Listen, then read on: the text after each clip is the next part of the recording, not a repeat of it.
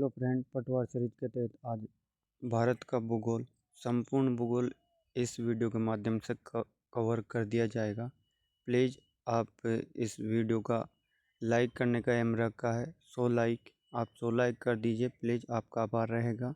चलो शुरू करते हैं वीडियो को। भारत का भूगोल के सारे टॉपिक इस वीडियो के माध्यम से कवर हो जाएंगे। आपको इस वीडियो के बाद कहीं भी वीडियो देखने की ज़रूरत नहीं पड़ेगी। ये शॉर्ट है, शॉर्ट के रूप में नोट्स लिखे गए हैं, उनको रिवीजन के तौर पर आप काम में ले सकते हो। प्लीज़ एक बार वीडियो को लाइक कर दीजिए। चलो चलते हैं भारत का भूगोल। सबसे पहले आता है कि भारत को मुख्य 4 नामों से जाना जाता था। कितने नाम? 4 नाम ध्यान रखना। पहला हिंदुस्तान। हिंदुस्तान किस वजह से पड़ा, ये अपन को ध्यान रखना है। ये सिंधु नदी से हुई है। किसकी वजह से हिंदुस्तान? क्योंकि ईरान के लोग से को क्या कहते थे, है। इस वजह से सिंधु को क्या बन गया, हिंदू। इस वजह से इसका नाम क्या पड़ गया, हिंदुस्तान। ये बात अपन को ध्यान रखनी है। दूसरा शब्द बनता है इंडिया। इंडिया किस वजह से? इंडिया भी वो सिंधु शब्द है, और सिंधु को यूनानी लोग ने क्या कहा है, इंडस कहा है। इस वजह से इसका नाम क्या पड़ गया, इंडिया पड़ गया। ये ध्यान रखना। और तीसरा नाम है भारत, जो वर्तमान में भी ये राजा दुष्यंत और शकुंतला के जो पुत्र थे, जिनका नाम भरत था, उनके नाम पर क्या पड़ गया, भारत। अगला चौथा ध्यान रखेगा, आर्यवत इम्पोर्टेंट पूछा जाता है। यहाँ के लोग स्वयं को क्या मानते थे, आर्य, यानी कि आर्य कहलाना पसंद करते थे, और उच्च व श्रेष्ठ लोगों को आर्य कहा जाता है, जिस वजह से भारत का नाम क्या पड़ गया, आर्यवत। अब आगे चलते हैं। लेकिन ये बात नोट डाउन कर लेना आप कॉपी के अंदर। लेकिन संविधान में केवल 2 ही नाम उल्लेख है, एक तो भारत और एक इंडिया, दोनों ही नाम उल्लेखित है। अगला पॉइंट देखते हैं। भारत में सबसे पहले सूर्योदय कहाँ पर होता है, तो ये होता है अरुणाचल प्रदेश। भारत में सबसे पूर्व में स्थित है, इस कारण सबसे पहला सूर्योदय यहाँ पर ही होता है। और सूर्यास्त कहाँ पर होगा, गुजरात की राज्य में। भारत सबसे बाद में क्या होता है, सूर्यास्त होता है, ध्यान रखना। अगला पॉइंट, सूर्य की सबसे सीधी किरणें कहाँ पर पड़ेगी, तमिलनाडु के अंदर। किस जगह पर, तमिलनाडु पर पड़ती है, क्योंकि तमिलनाडु भारत के सबसे दक्षिण में स्थित है। तथा लेह लद्दाख में तिरछी किरणें पड़ती है। कौन सी पड़ेगी, लेह लद्दाख के अंदर तिरछी, और सीधी पूछे तो तमिलनाडु, और तिरछी पूछे तो लेह लद्दाख। आपको विशेष रूप से ध्यान रखना है, पूछा जाता है क्वेश्चन, ये वेरी इंपॉर्टेंट, आप इसे मार्क कर लीजिएगा कि भारत का क्षेत्रफल 3,82,263 किलोमीटर है, तथा विश्व का टोटल कितना प्रतिशत है, 2.4%। ये बात है आपको अच्छे से ध्यान रखनी है, पूरी संभावना है पटवार के अंदर पूछा जा सकता है। अगला पॉइंट, भारत विश्व में कौन से स्थान पर क्षेत्रफल की दृष्टि से? तो आपको एक ट्रिक के माध्यम से ध्यान रखना है, या तो ट्रिक से रख लो या आप सीधा रख सकते हो तो रख लो। उसका है रक्कुबाई के नाम से। जैसे रक्कुबाई से बन जाएगा, रे से बन जाएगा, यानी आर से बन जाएगा रूस, के से कनाडा, चाइना यानी कि यूएसए, फिर ब्राज़ील, ऑस्ट्रेलिया, इंडिया, और लास्ट में अर्जेंटीना।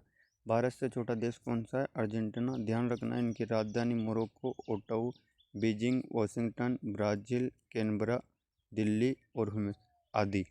आपको ये ध्यान ही रखना है कि कितने नंबर पर आएगा, 7th नंबर पर आएगा इंडिया। अक्षांश और विस्तार यानी देशांतर देख लो इसका, भारत का। कि आप प्लीज़ वीडियो का एम ध्यान रखिएगा, आपको लाइक ज़रूर करना है वीडियो को, चैनल को। अगर वीडियो पसंद आए तो चैनल को सब्सक्राइबर भी जरूर करें, परंतु लाइक अवश्य करें, आपका आभार रहेगा। भारत का विस्तार आप देख सकते हो कि उत्तर का पॉइंट कौन सा आएगा, इंदिरा कोल, जिसमें केंद्र शासित प्रदेश में स्थित है ये लेह लद्दाख। ट्रिक इंदिरा गौर केप की, ये आपको ध्यान रखना है, क्योंकि ये जैसे घूमेगा उस वजह से याद रखना है कि इसमें राज्य कौन सा आ जाएगा, गुजरात, जिसमें जिला कच्छ। या कौन सा बिंदु आ जाएगा, गौर माता। कौन सा बिंदु है, गौर माता, जो कहाँ पर है, गुजरात में। और ध्यान रखना है जिला कच्छ है, और ये ही भारत का सबसे बड़ा जिला है, कच्छ। उसके बाद में इसकी उत्तर से दक्षिण लंबाई कितनी रहेगी, 3214, यानी कि 3,214 किलोमीटर इसकी लंबाई है। और उत्तर से दक्षिण रहेगी 2933 यानी कि 2933 2933 किलोमीटर। ये बात ध्यान रखनी है कि एग्जाम के अंदर क्वेश्चन यहाँ से पूछा जाएगा। 100% आपको ज़्यादा पढ़ने की ज़रूरत नहीं है। अगला है राज्य, जिसमें कौन सा है, ये है किबुतु। कौन सा बिंदु है, किबुतु, जो कहाँ कौन, जिला लोहित और अरुणाचल प्रदेश राज्य है। अगला नीचे दक्षिण की तरफ कौन सा याद रखोगे आप, केप केमोरियन, जिसका अन्य नाम है जिला कन्याकुमारी, ये मुख्य स्थल पर है। जबकि इंदिरा पॉइंट कहाँ पर है, ये ग्रेट निकोबार द्वीप समूह में है, जो कि दक्षिण का भारत का अंतिम बिंदु माना जाता है। ये बात ध्यान रखना है, 4 बिंदु इंपोर्टेंट हो जाते हैं। अगला देख लो,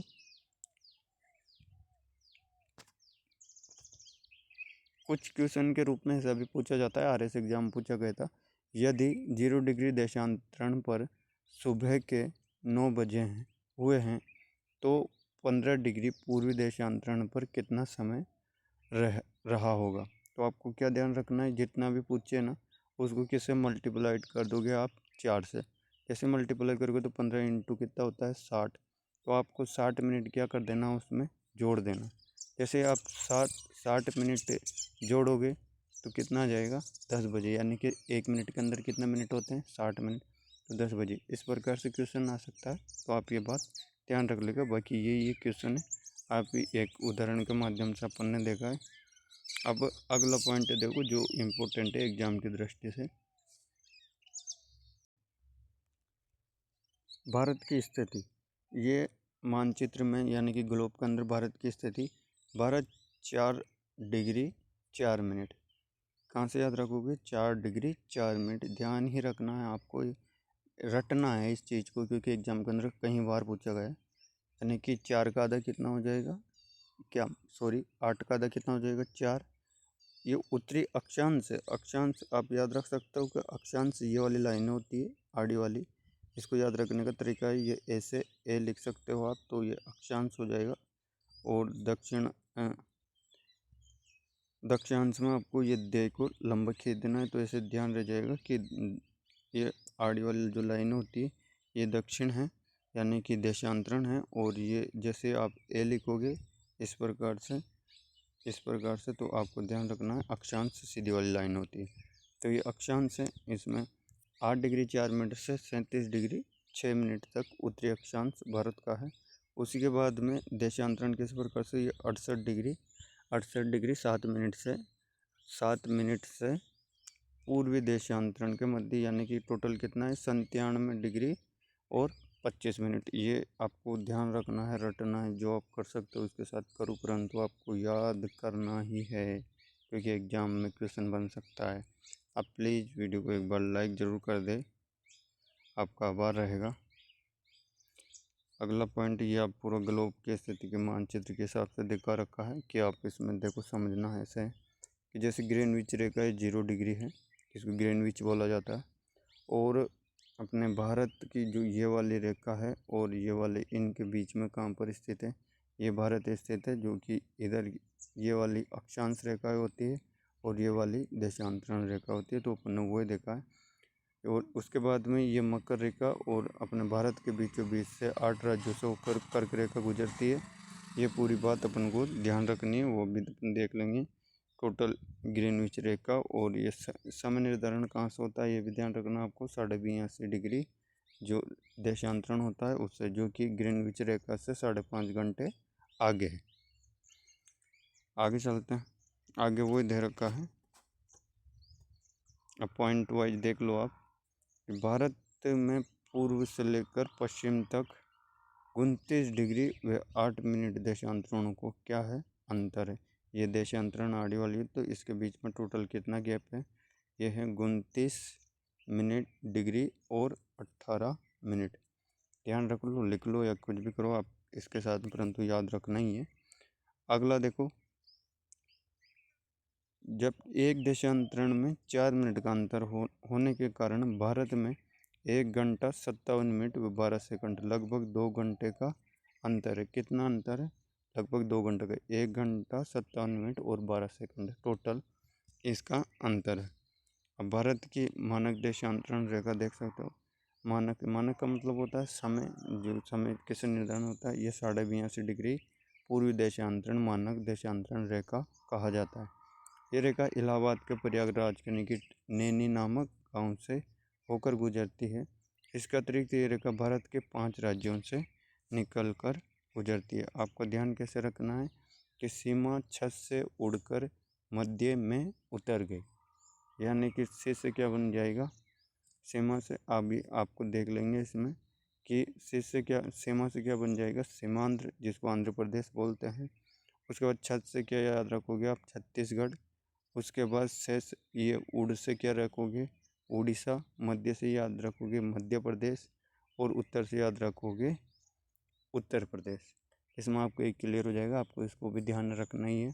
सीमा छत से उड़कर मध्य में उतर गई, ध्यान रखिएगा, इम्पोर्टेंट। भारत का समय ग्रीनविच रेखा के समय से 5.5 घंटे क्या है आगे है, ये भी इम्पोर्टेंट फैक्ट है।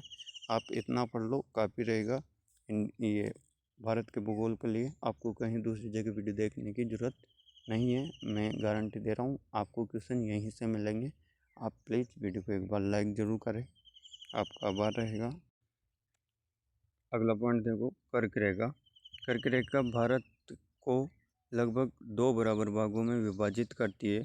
ये रेखा भारत के मुख्यतः 8 राज्यों से होकर गुजरती है। वो 8 राज्य इम्पोर्टेंट है, अपन को वो 8 राज्य आपको याद ही रखना है। अब ये कैसे याद रखना है, उसके लिए आपको ट्रिक भी दे रखी है। अब ट्रिक है छगुराम छाप मिस्त्री। क्या याद रखोगे, छगुराम छाप मिस्त्री। 2-3 बार अगर आप बोलोगे तो याद हो जाएगा, छगुराम छाप मिस्त्री, छगुराम छाप मिस्त्री। अब इसमें छ से क्या बनेगा, छत्तीसगढ़ बनेगा। गु से क्या, ये जो गु है उससे क्या बनेगा, इसके अंदर गुजरात। उसके बाद में रा से क्या बन जाएगा, राजस्थान। में से क्या बन जाएगा, मध्य प्रदेश। छा से क्या बन जाएगा, झारखंड। उसके बाद में पे से क्या बन, इसमें छत्तीसगढ़ बन गया। में से क्या बन जाएगा, मिजोरम। और टी से क्या बन जाएगा, त्रिपुरा। और पे से क्या बन जाएगा, पश्चिम बंगाल। आपको ये 8 के 8 राज्य ध्यान रखना है।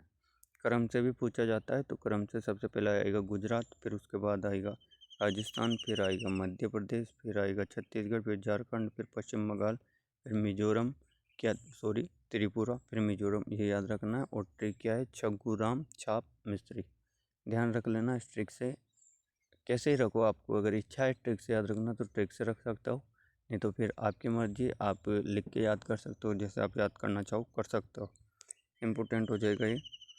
भारत कर्क रेखा के सबसे निकट शहर कौन सा है, उज्जैन। कौन सा याद रखोगे, उज्जैन। वे सबसे निकटतम राजधानी रांची याद रखोगे। और सबसे दूरस्थ राजधानी कौन सी याद रखोगे, राजस्थान की राजधानी जयपुर। उसके बाद में भारत के केंद्र शासित प्रदेश, राज्य व केंद्र शासित जिनकी राजधानियाँ लिख रखी है। आप अगर याद करना चाहो तो कर सकते हो, वैसे पूछा नहीं जाता एग्जाम के अंदर, फिर भी आप देख सकते हो सारी राजधानियाँ जिन राज्यों की आपको याद करनी हो कर सकते हो।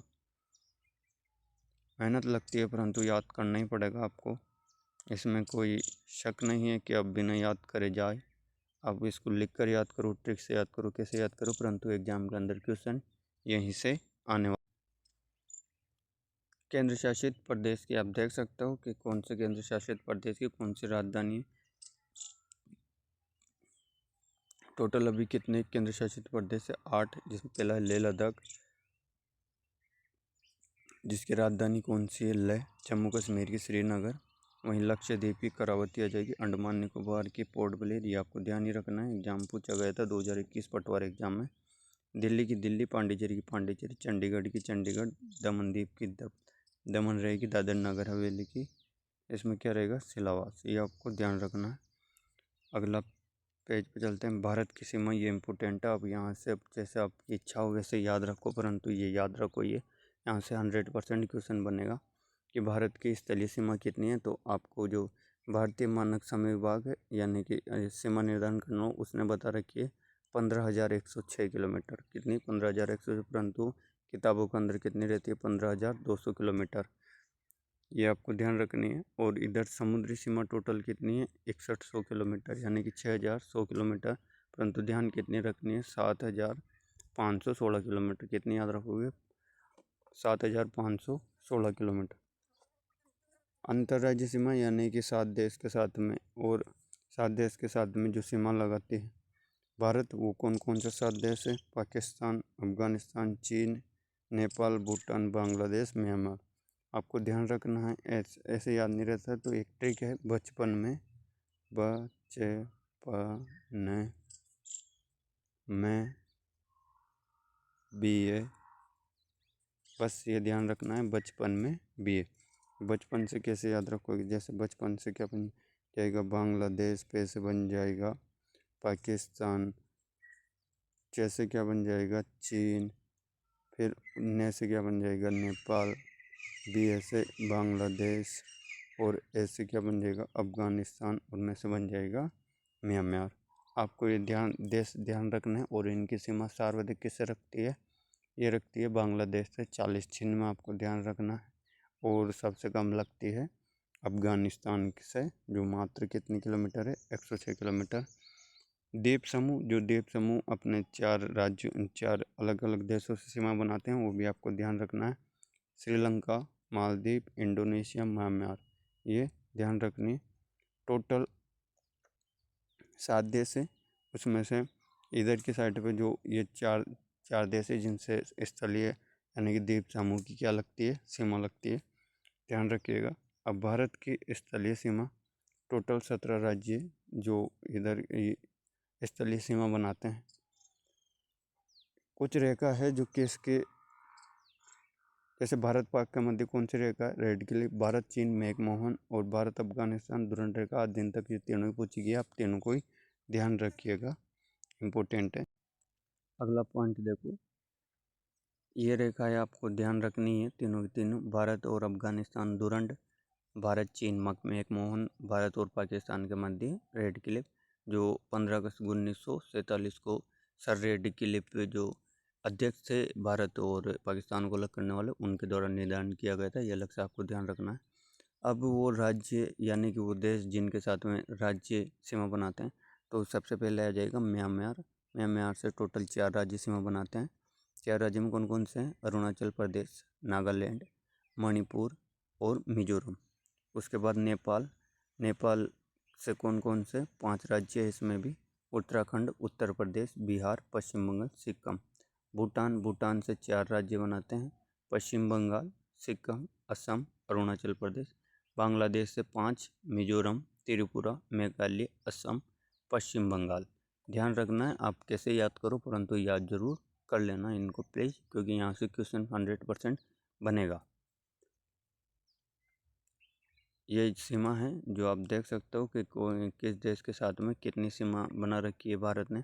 जैसे चीन के साथ में 3488 है, उसी के बाद में नेपाल से कितनी रहेगी? 1751। उसके बाद में भूटान से 699 किलोमीटर है टोटल भूटान के साथ में।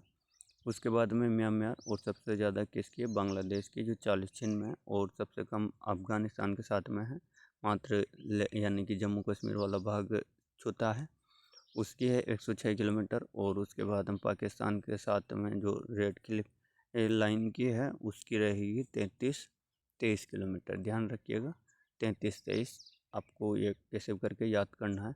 एक तो ये 3488 याद रखनी है चीन के साथ में, और 33-23 जो याद रखनी है ये है पाकिस्तान के साथ में। आगे देखो,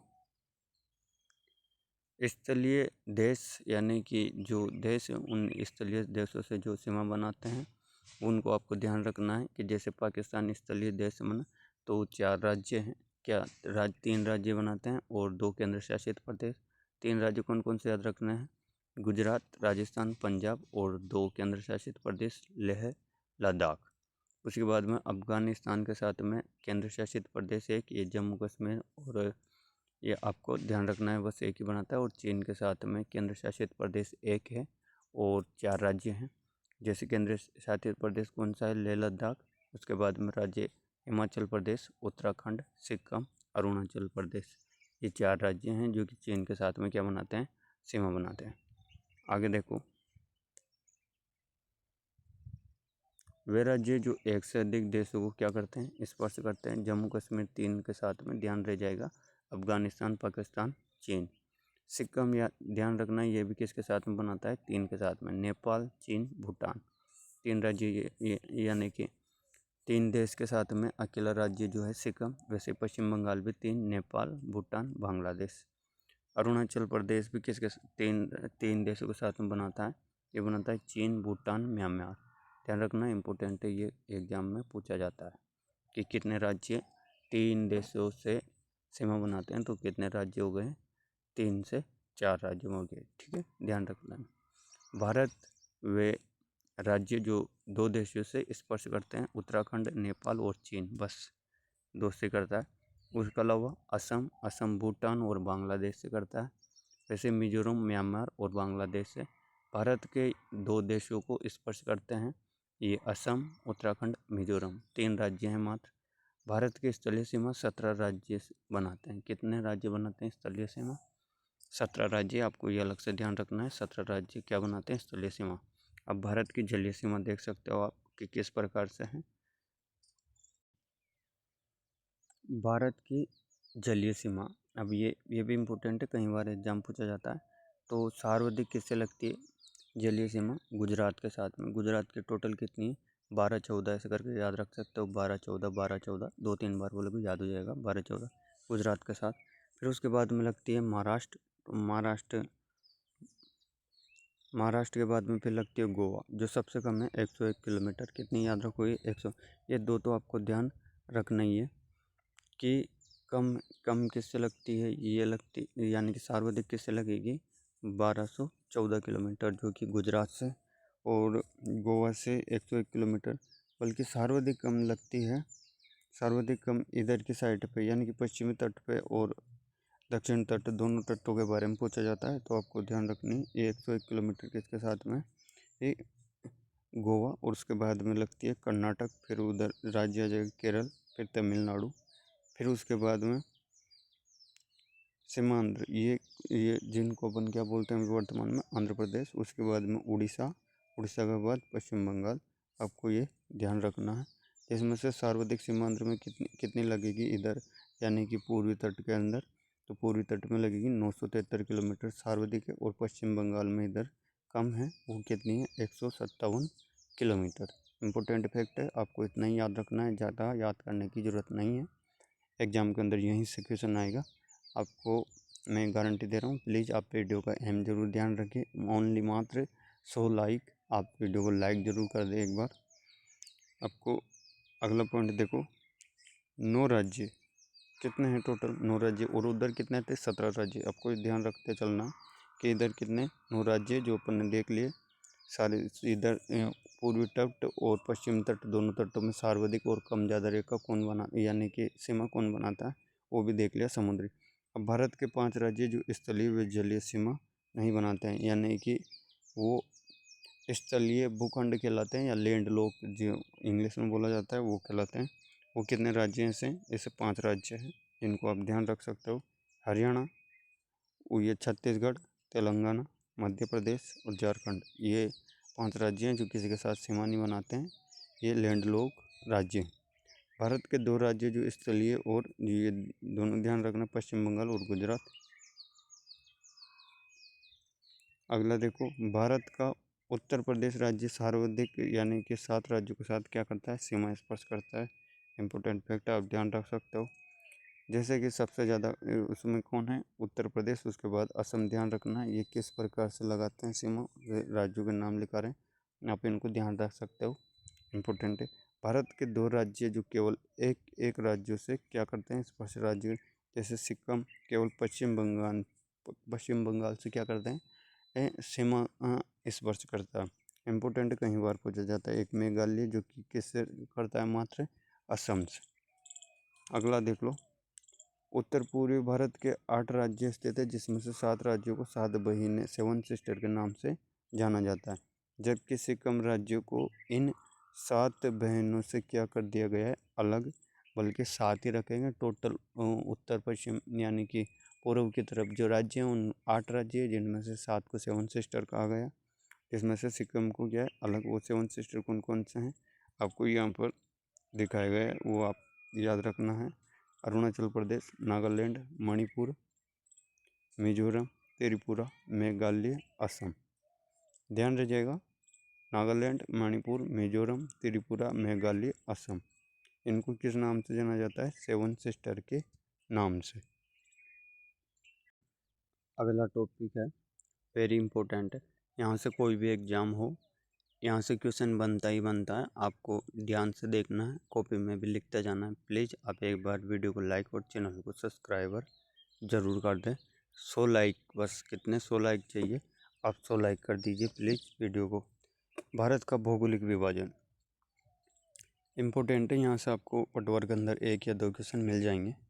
अल्फ्रेड वेगनर का महाद्वीपीय विस्तार जो सिद्धांत था, उसमें जर्मन के जलवायु वक्ता अल्फ्रेड वेगनर ने 1912 महाद्वीपीय विस्थापन दिया।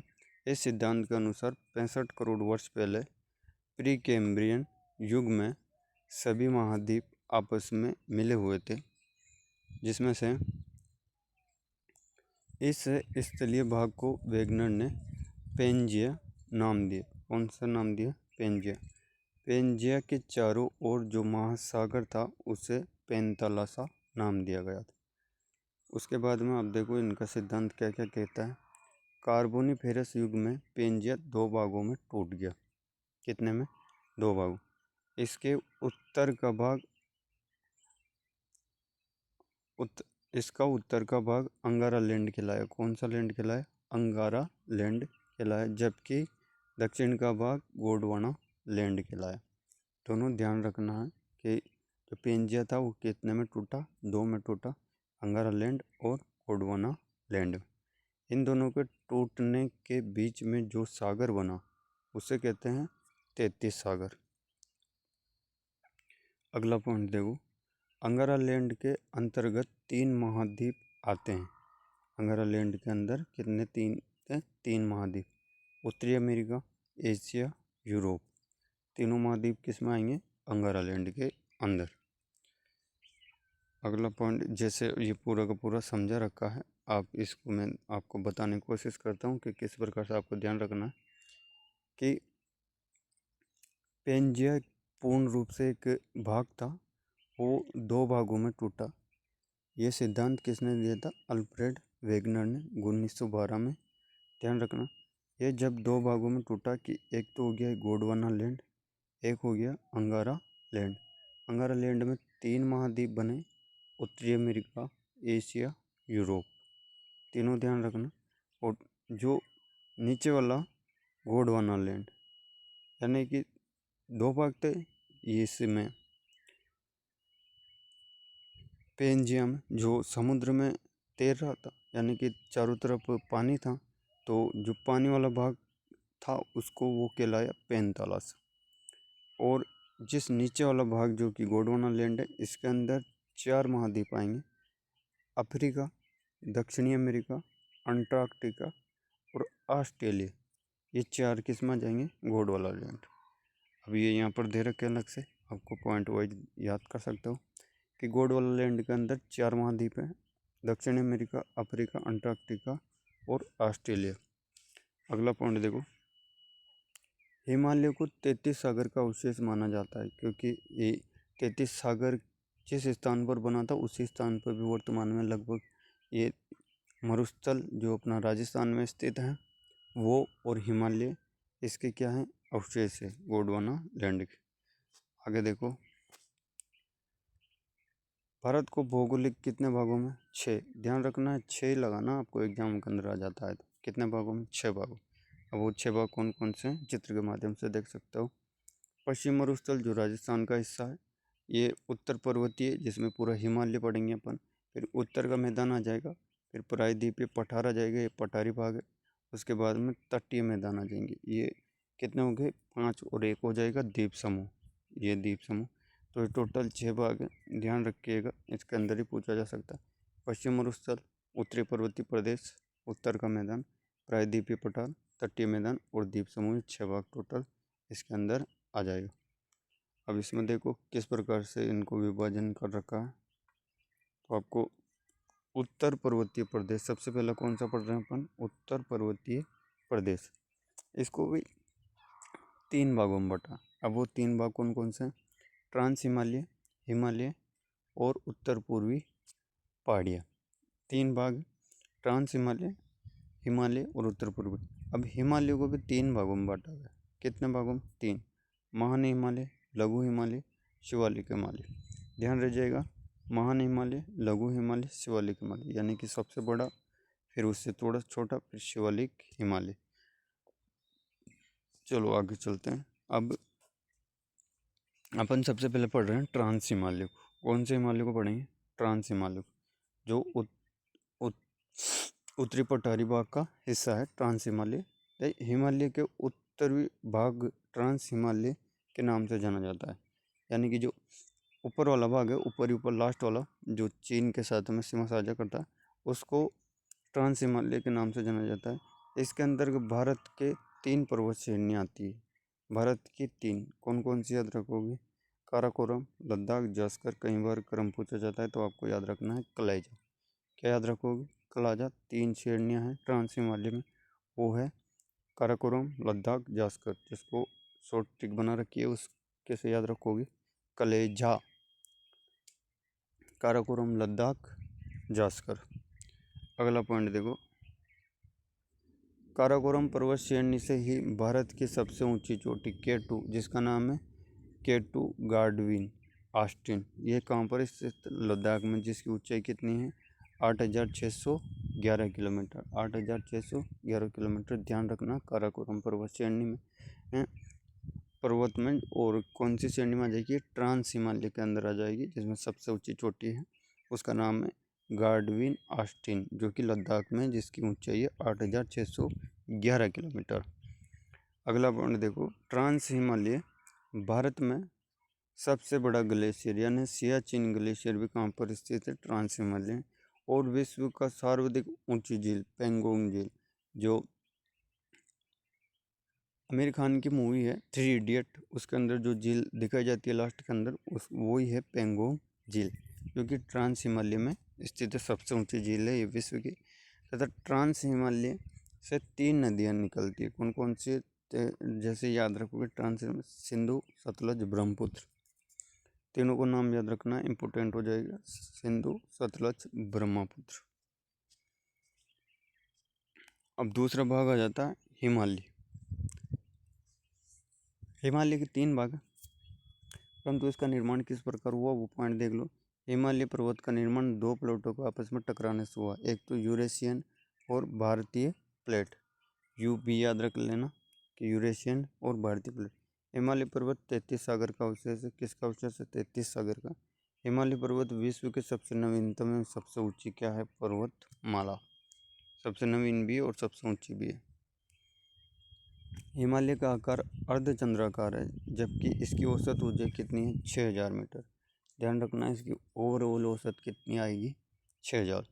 हिमालय की ऊंचाई के आधार पर 3 भागों में बांटा जाता है। कितने भागों में? 3 भागों में, ऊंचाई के आधार पर। अब देखो, सबसे पहला आ गया महान हिमालय। यह हिमालय का मुख्य भाग है, इसे मुख्य हिमालय के नाम से भी जाना जाता है। महान हिमालय को मुख्य हिमालय के नाम से जाना जाता है।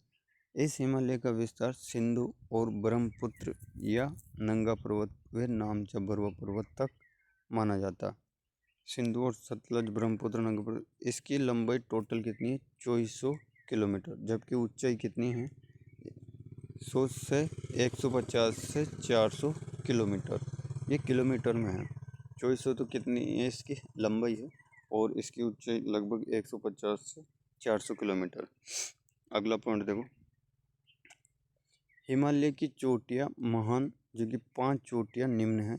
इस हिमालय की, महान हिमालय में चोटियाँ निम्न प्रकार है। वो कितनी है? 5 चोटियाँ, जो आपको अगले पेज के अंदर दिखाता हूँ मैं कि 5 चोटियाँ जो आपको ध्यान रखनी है, महान हिमालय के अंदर स्थित है। सबसे पहले चोटी आ जाती है माउंट एवरेस्ट, जो आपको ध्यान होगा कि इसकी ऊंचाई कितनी है? टोटल 8,800 किलोमीटर, जो कि नेपाल में है। और नेपाल में इसको सागर माता के नाम से जाना जाता है। दूसरी सबसे ऊंची चोटी कौन सी है? K2 गार्डविन ऑस्टिन, जिसकी ये कौन सी श्रेणी में स्थित है? ट्रांसवाल, जिसको आपको ध्यान रखना है इसकी टोटल ऊंचाई कितनी है? 8,611 किलोमीटर। किलोमीटर की जगह आपको क्या ध्यान रखना है? Only metre. जबकि उसकी औसत ऊंचाई कितनी है? 2400 किलोमीटर। उसकी लंबाई औसत है 150 किलोमीटर से 400 किलोमीटर। तो ये दो डेटा वेरी इंपॉर्टेंट है एग्जाम की दृष्टि से। आपको सब ध्यान नहीं रखनी है, बस ये इतनी सी ध्यान रख लोगे काफ़ी। 8,611 किलोमीटर के टू गार्डविन की है और माउंट एवरेस्ट की 8,800 किलोमीटर। वैसे ही कंचनजंगा कहाँ पर स्थित है? ये सिक्किम में, जिसकी ऊंचाई है 8,585, यानी कि डबल 85, ध्यान रख लेना। लोहत्से जो कि नेपाल और चीन के मध्य में स्थित है, इसकी 8,516 किलोमीटर। मकायू नेपाल व चीन, जिसकी है 8,481 मीटर। ये टोटल कितनी 5 चोटियाँ हैं जो कि किस में स्थित है?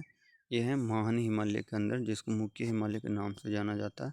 आपको इसके अंदर इतना ध्यान रखनी है। दूसरा हिमालय के भाग में आ जाएगा लघु हिमालय। इसे हिमालय का अधिकांश विस्तार HP यानी कि हिमाचल प्रदेश में पाया जाता है, इसलिए इसे हिमाचल हिमालय के नाम से भी जाना जाता है। किस नाम से भी जाना जाता है? हिमाचल, यानी कि हिमाचल हिमालय के नाम से भी। इसके अंतर्गत भारत की 2 पर्वत श्रेणियाँ आती है। वो दोनों श्रेणियाँ वेरी इंपॉर्टेंट है, आपको ध्यान रखनी है। एक तो है पीर पंजाल और एक है धौलाधर। लघु हिमालय में पाए जाने वाले घास के मैदानों को जम्मू कश्मीर में क्या कहेंगे? मर्ग। पूछा जाता है कि लघु हिमालय में घास के मैदान को किस नाम से जाना जाता है? तो मर्ग और कहा जाता है। जैसे एक तो गया गुलमर्ग और एक सोनमर्ग, इन घास के मैदानों को कहा जाता है। सॉरी, माफ़ करिएगा। अगला पॉइंट देखो आप, जबकि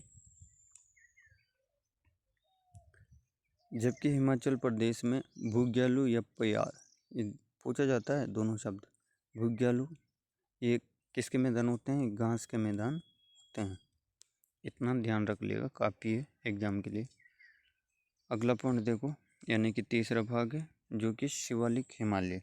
शिवालिक की सबसे नवीनतम पर्वत श्रेणी मानी जाती है। इस हिमालय की सबसे नवीनतम व सबसे बाहरी पर्वत श्रेणी, यानी कि ये अपने भारत की तरफ वाली श्रेणी है, के नाम से जाना जाता है। शिवालिक में पाई जाने वाली घाटियों को उत्तराखंड में द्वार या जैसे हरिद्वार, जबकि पश्चिम में दून कहा जाता है, जैसे देहरादून।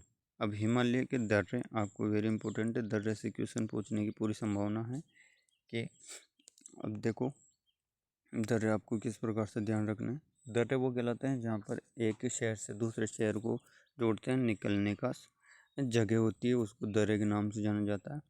आपको ध्यान रखना है कि बनिहाल दर्रा इम्पोर्टेंट एग्जाम पूछा जाएगा कि ये किन 2 शहरों को जोड़ता है? तो जम्मू और श्रीनगर को जोड़ने वाला दर्रा कौन सा रहेगा? बनिहाल दर्रा। उसके बाद जोजिला दर्रा, जो श्रीनगर से किसको जोड़ेगा? इसको लेह लद्दाख को, किसको जोड़ेगा? लेह लद्दाख को।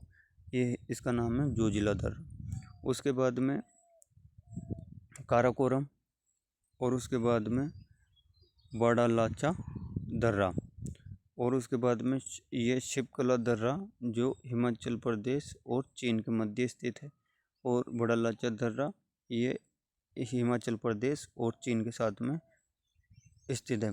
उसी के बाद में अगला दर्रा आ जाएगा उत्तराखंड के अंदर। टोटल कितने दर्रे हैं? 3। आपको ध्यान रखना है, उत्तराखंड में 3 दर्रे हैं, मनाला, नीतिला और लिपुलेख। एक तो मनाला, एक नीतिला और एक लिपुलेख। ध्यान रखना कि जैसे आपको इसको किस प्रकार से याद रख सकते हो कि उत्तर देने के लिए गणित में माना यानी कि मनाला और लिपु यानी कॉपी के अंदर लिखते हैं अपन लिपुलेख, और नीतला यानी कि नीतला। सब ध्यान रखो, ये चीन और उत्तराखंड के साथ में यानी कि रास्ता बनाते हैं। ये तीनों कहाँ पर हैं? ये है उत्तराखंड में। उसके बाद में नाथुला दर्रा जो सिक्किम में, और जलेबला जो कहाँ? सिक्किम। आप इसको क्या याद रखोगे? कोई बच्चा है जो सिक्का लेकर, इसका नाम है नाथू, वो सिक्का लेता है और कहता है कि जलेबी लेने जा रहा हूँ, तो सिक्किम लेकर नाथू कहाँ पर जाता है? जलेबी लेने। दोनों दर्रे कहाँ पर है? सिक्किम में। उसके बाद में पोंगसोंग और दीपू दर्रा। दीपू दर्रा कहाँ पर आ जाएगा? एपी में। किस में आ जाएगा? इप्पू। वे तुतु दर्रा किस में है? Manipur plus Myanmar. इतना ध्यान रखना है, काफ़ी ये दर्रे इम्पोर्टेंट है, कई बार एग्जाम पूछे गए और पूरी संभावना है यहाँ से क्वेश्चन बन जाएगा। आपको ये सिक्किम के दोनों ध्यान रखने हैं, नाथुला और जपलल तथा मानाला और नीतिला और लिपुलेख, ये तीनों कहाँ पर है? उत्तराखंड में। और ये यानी कि दोनों केंद्र शासित प्रदेश जम्मू एंड कश्मीर के मध्य स्थित बनिहाल दर्रा। उसके बाद में जोजिला और काराकोरम, ये सारे के सारे कहाँ पर है? ये लेह लद्दाख के अंदर स्थित है। अगला पॉइंट देखो, ये दर्रे के बारे में डिटेल है जो वहाँ पर चित्र में दिखाए गए। काराकोरम दर्रा, ये दर्रा चीन को भारत व लेह लद्दाख व केंद्र शासित प्रदेश से जोड़ता है। बनिहाल दर्रा जम्मू कश्मीर को श्रीनगर से, जोजिला श्रीनगर को लद्दाख से। ये अपने चित्र के माध्यम से देख लिया, आपका समय खराब नहीं हो, इस वजह से आप इसको पढ़ सकते हो, लिख सकते हो। अब प्लीज़ एक बार वीडियो को लाइक ज़रूर कर दें, आपका आभार रहेगा। हिमाचल प्रदेश में बड़ा लाचा शिवकला, बड़ा लाचा ये दर्रा लद्दाख और मनाली को जोड़ता है। शिवकला ये हिमाचल प्रदेश को चीन से जोड़ता है। ये सतलज नदी का प्रवेश द्वार है, इंपॉर्टेंट है। शेष से शिवकला, शेष से सतलज, ध्यान रख लिएगा इस प्रकार से आप। अगला है उत्तराखंड के दर्रे। उत्तराखंड में कौन कौन से? मनाला, नीतिला और लिपुलेख, ये तीनों कहाँ पर? उत्तराखंड में। ये तीनों उत्तराखंड को चीन से जोड़ने का कार्य करते हैं। अगला देखो लिपुलेख। लिपुलेख भी उत्तराखंड यानी कि कैलाश मानसरोवर की यात्रा लिपुलेख से, ध्यान रखना इंपॉर्टेंट पूछा जाता है। कैलाश मानसरोवर की यात्रा कौन से दर्रे के माध्यम से की जाती है? तो वो दर्रा कौन सा है? लिपुलेख। सिक्किम के दर्रे, सिक्किम में नाथुला और जलेपला, ये दोनों दर्रे कहाँ पर है? सिक्किम में। ये दोनों सिक्किम और चीन नाथुला दर्रे को कैलाश मानसरोवर की यात्रा कर जोड़ते हैं। अगला देखो अरुणाचल प्रदेश, कौन सा? एपी। एपी में बोमडिला और यांगपा, बोमडिला और यांगपा दोनों एपी को किससे जोड़ते हैं? चीन से। यांगपा दर्रा जो कि ब्रह्मपुत्र नदी को भारत में प्रवेश करने की इजाज़त देता है, या फिर उसी के माध्यम से सतलज नदी भारत के अंदर क्या करती, ब्रह्मपुत्र नदी भारत में प्रवेश करती है। उस दर्रे का नाम है यांगपा दर्रा। दूसरा है पांगसोंग दर्रा और दीपू दर्रा। ये दर्रे कहाँ पर स्थित है? ये अपने अरुणाचल प्रदेश के अंदर 4 दर्रे हैं जिनको अपन को ध्यान रखना है। अगला मणिपुर के दर्रे। मणिपुर में एक तो तुजु दर्रा, ये म्यांमार को मणिपुर से जोड़ता है।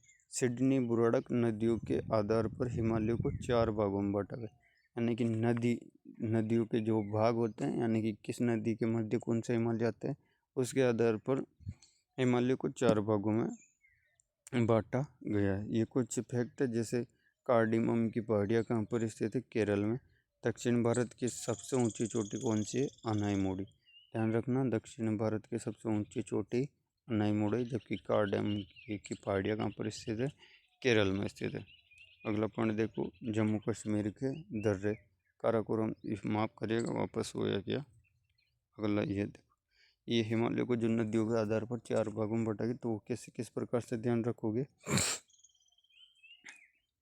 सबसे पहले नदी है सतलज, क्या? सिंधु, फिर सतलज, काली, तीस्ता, ब्रह्मपुत्र, 5 नदियाँ। 5 नदियों में सबसे पहला यानी कि सतलज, सिंधु और सतलज के मध्य कौन सा हिमालय? कश्मीर हिमालय, पंजाब हिमालय, जम्मू कश्मीर। इसमें कौन कौन से राज्य आते हैं? जम्मू कश्मीर, पंजाब, हिमाचल प्रदेश। इतना ध्यान रखना है, आपको सारे अलग अलग करके पूछा जाता है कि सिंधु और सतलज के मध्य कौन सा हिमालय स्थित है, तो कश्मीर हिमालय और पंजाब हिमालय। उसके बाद में सतलज और काली नदी के मध्य कुमाऊं हिमालय, इसको उत्तराखंड हिमालय बोला जाता है। उसके बाद में काली और तीस्ता का नदी नेपाल हिमालय, नेपाल, और तीस्ता और ब्रह्मपुत्र का नदी असम हिमालय, असम, अरुणाचल प्रदेश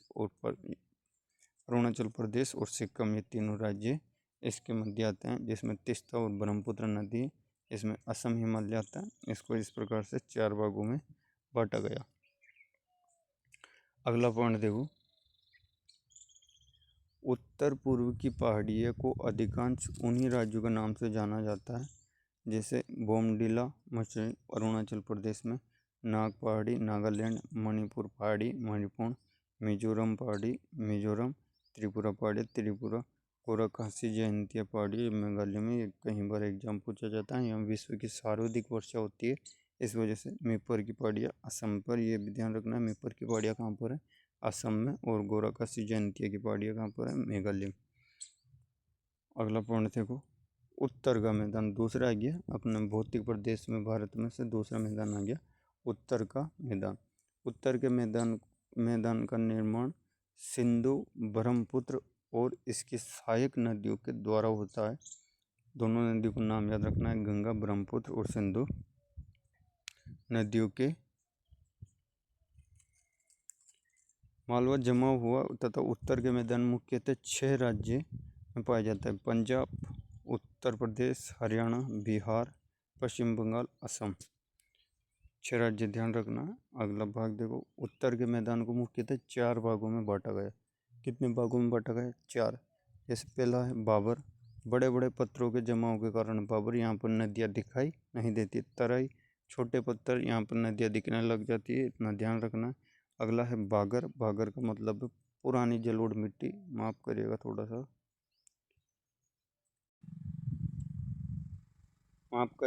सा, वीडियो में प्रॉब्लम आ गई थी। आप देखो कि उत्तर के मैदान को अपन को टोटल कितने भागों में बांटा है?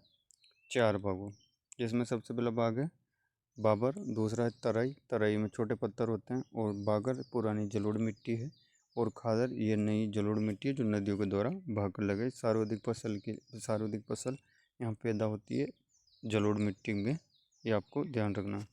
अगला पॉइंट देखो, चौथा अपना आ गया प्रायद्वीपीय पठार, यानी कि पठार, इसमें ये किसका भाग है? गोंडवाना लैंड का अवशेष माना जाता है। ध्यान रखना, गोंडवाना लैंड का अवशेष प्रायद्वीपीय पठार को माना जाता है। अब इसमें कुछ पठार है जिनको अपन को ध्यान रखना है कि कौन सा पठार कौन से राज्य के अंदर स्थित है, अपना काम वहाँ से हो जाएगा।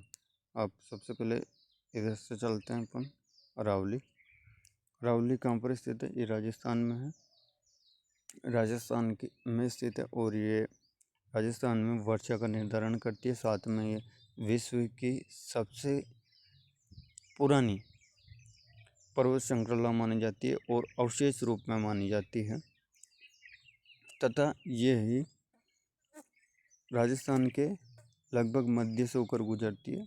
अरावली आपको ध्यान रखना है कहाँ पर है? ये राजस्थान में। दूसरा है पारासेक। पारासेक कहाँ पर मिलेगी? पारासेक वाली पहाड़ी झारखंड में। किसमें? झारखंड में। उसके बाद में सतपुड़ा और महेंद्रगिरी, ये दोनों कहाँ पर है? मध्य प्रदेश में। उसके बाद में अमरकंटक और मेघालय, ध्यान रखनी है, अमरकंटक और मेघालय ये इसमें स्थित। उसके बाद में पश्चिम घाट, पश्चिम घाट के अंदर, पश्चिम घाट में राज्य जो यहाँ पर क्या है? कर्नाटक, उसके बाद महाराष्ट्र, जिन राज्यों के अंदर पश्चिमी घाट फैला हुआ है। पश्चिमी घाट के अंदर, पश्चिमी घाट की सबसे ऊंची चोटी कौन सी थी? अन्नाई मोड़ी, ये अपन को ध्यान रखना है। उसके बाद में पूर्वी घाट की सबसे ऊंची चोटी है महेंद्रगिरी, यानी कि महेंद्रगिरी पूर्वी घाट की सबसे ऊंची चोटी हो जाएगी। और नीलगिरी की पहाड़ियाँ केरल राज्य में मिलती है, और इसकी सबसे ऊंची चोटी जो है कि दोदा बेटा। नीलगिरी की पहाड़ियों की सबसे ऊंची चोटी दोदा बेटा। इलायची की पहाड़ियाँ, जिन्हें कार्डामम की पहाड़ियाँ बोला जाता है, ये ध्यान रखिएगा आप। धूपगढ़, यानी कि धूपगढ़ और सतपुड़ा दोनों कहाँ पर स्थित है? ये एमपी के अंदर स्थित है। अगला देखो अरावली।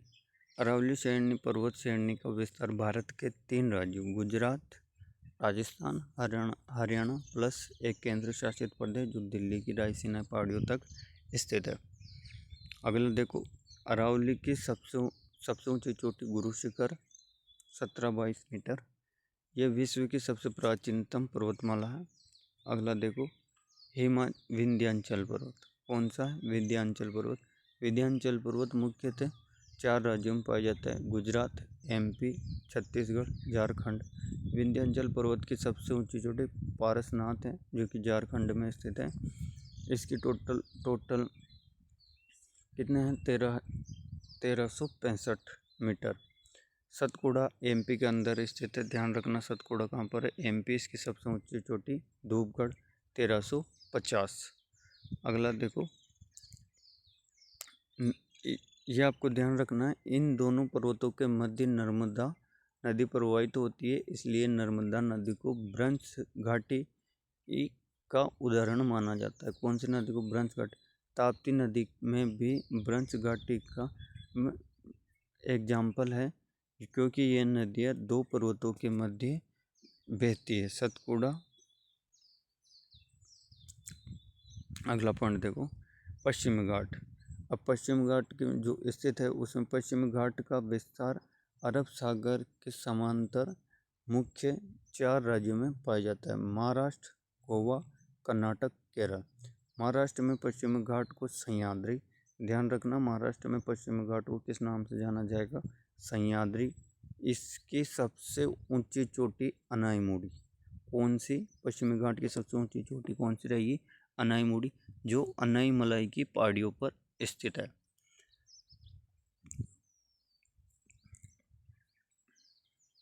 पूर्वी घाट देखो, पूर्वी घाट का विस्तार पश्चिम बंगाल की खाड़ी के समांतर स्थित है। ये मुख्यतः 3 राज्यों में पाया जाता है: आंध्र प्रदेश, उड़ीसा, तमिलनाडु। किन कौन में याद रखोगे आप? आंध्र प्रदेश, उड़ीसा, तमिलनाडु। ये पूर्वी घाट में 3 राज्य हैं: आंध्र प्रदेश, उड़ीसा, तमिलनाडु। पूर्वी घाट की सबसे ऊंची चोटी है महेंद्रगिरी। महेंद्रगिरी ये उड़ीसा में राज्य में स्थित है और टोटल इसकी ऊंचाई है 1501 मीटर। आगे अगला पॉइंट देखो, पूर्वी घाट की सबसे ऊंची चोटी अराईकोंडा। कौन सी याद रखोगे? अराईकोंडा। तथा ये विशाखापट्टनम को भी माना जाता है, क्योंकि इसकी ऊंचाई 1680 मीटर मानी जाती है, तथा ये आंध्र प्रदेश में स्थित है। नीलगिरी की पहाड़ियाँ 3 राज्यों की सीमा बनाती है। आपको इम्पोर्टेंट कई बार एग्जाम पूछा जाता है। ये 3 राज्य कौन कौन से? कर्नाटक, केरल, तमिलनाडु। ध्यान रखना, नीलगिरी की सबसे ऊंची चोटी है धोधा बेटा। ये दक्षिण भारत की दूसरी सबसे ऊंची चोटी है, जो तमिलनाडु में स्थित है, जिसकी ऊंचाई है 2637 मीटर। धोधा बेटा दक्षिण भारत की दूसरी सबसे ऊंची चोटी। अनाईमुड़ई सबसे ऊंची चोटी है, जैसे अन्नामलाई की पहाड़ियाँ। ये भारत के 2 राज्यों की सीमा बनाती है, तमिलनाडु और केरल।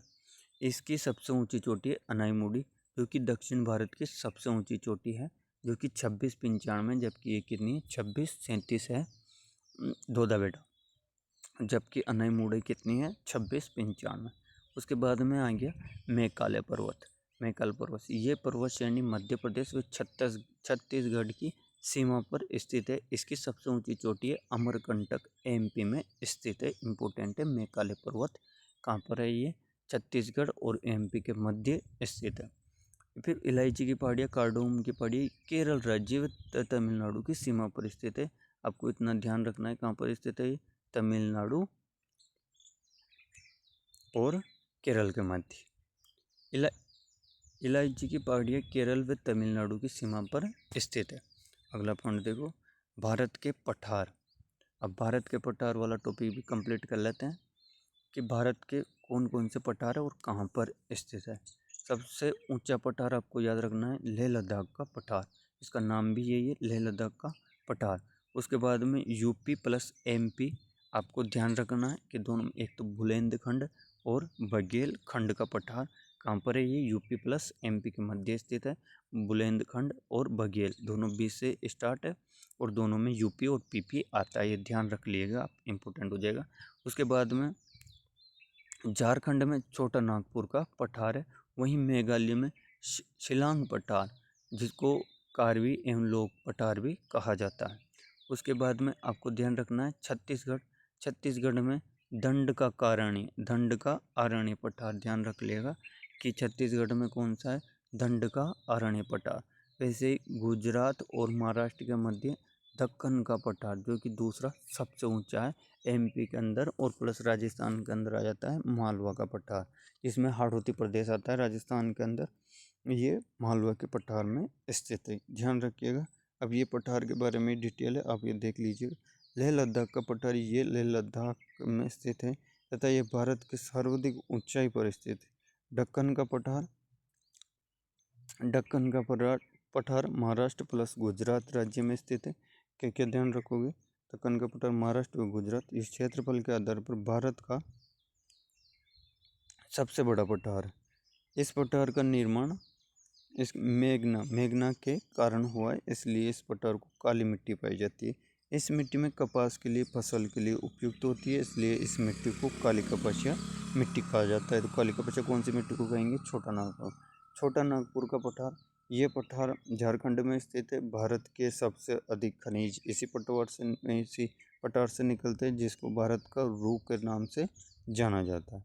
मालवा का पठार जो कि राजस्थान और पश्चिमी मध्य प्रदेश में स्थित है। इस पठार का निर्माण लावा के कारण हुआ है, लघु मेघना कारण। इसमें छत्तीसगढ़ में कौन सा पठार है? दंड का अरण्य पठार, बुंदेलखंड और बघेलखंड ये यूपी और एमपी, तथा शिलांग का पठार, शिलांग कहाँ पर है? मेघालय के अंदर स्थित है। अगला भाग तटीय मैदान। अगला कौन सा है? तटीय मैदान, यानी कि समुद्र से लगे हुए राज्य और उनके भागों को किस किस नाम से जाना जाता है, आप वो देखेंगे। सबसे पहले गुजरात के अंदर दो तट याद रखना है, एक तो कच्छ का तट और काठियावाड़ का तट। उसके बाद में कोणक तट, यानी कि ये कहाँ पर बोला जाएगा? महाराष्ट्र में। फिर कर्नाटक ध्यान रखिएगा, कन्नड़ से कर्नाटक, ऐसे कोणक से महाराष्ट्र। उसके बाद मालाबार तट जो कहाँ पर बोला जाता है? ये केरल में। उसके बाद बम्बेनाथ यानी करयाली, ये यहाँ पर एक झील है।